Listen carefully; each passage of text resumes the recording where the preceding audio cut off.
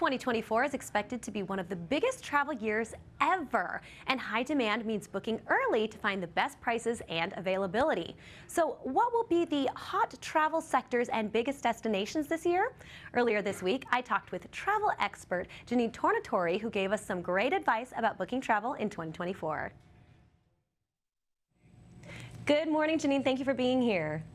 Good morning. I'm happy to be here. All right, so let's get right into it. You say the thing that people should be booking for 2024 is cruises. Yes, cruising is top of my list if you're looking for these great experiences in 2024. Look, it continues to be one of the most popular vacation options, just really booming. If we look at 2023 numbers, 3.5 million new guests sailed on Carnival ships alone.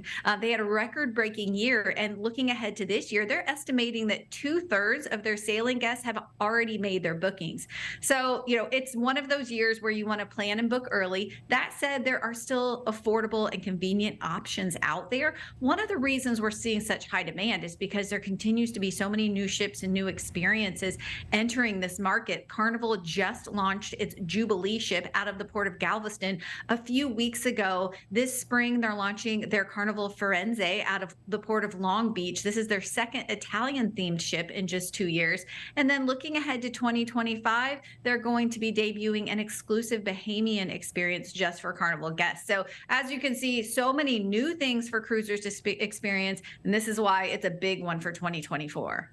That is so cool that they have kind of different themed ships. And the one that you said, the Firenze, is that correct? The Italian themed one sounds incredible. And obviously when people do a cruise, they want to travel, and a lot of times they want to travel abroad. What do you say to people who are looking to travel abroad in 2024? Yeah, well, like you said, cruising is a great option for traveling abroad because you can see whether you want to see a lot of Caribbean islands or head to European ports. You can do it really affordably. But yeah, so international travel is number 2 on my list of things you should be planning and booking now for 2024. Of course, we saw so much pent-up demand, and in 2023, that pent-up demand really exploded with trips to Europe. So 2024, what things you need to really think about is timing. If you're looking to those summer vacations in Europe, for example, of course, we have the Olympics in Paris end of July.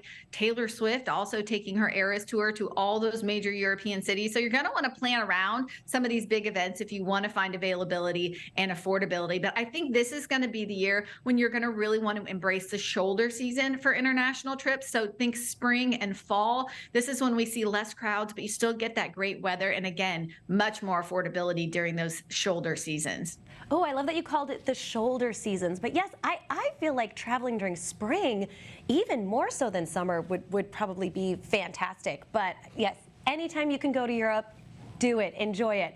But for those who are thinking of staying here in the U.S., what about national parks? I mean, what do you say to people looking to travel in specifically that area?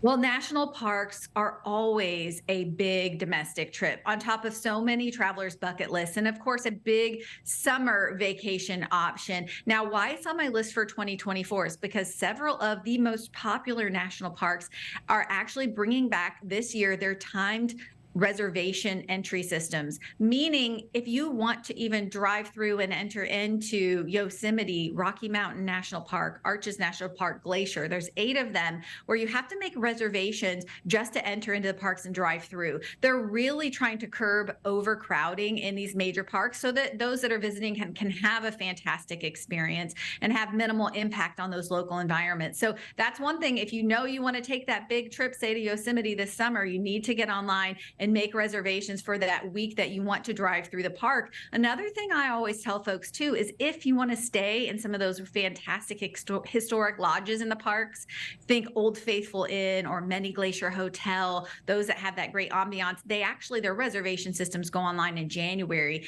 And savvy travelers who go to national parks will tell you that if you don't get online and book pretty early in the season, you're going to miss out. So that's another thing to keep in mind for that early 2024 planning. All right, Jeanenne, those are some great tips. So tell everybody watching where they can find out more information. Yeah, you can follow me online. I'm at theoutsideinsider.com or on Instagram at theoutsideinsider. All right, sounds great. Thank you so much. My pleasure.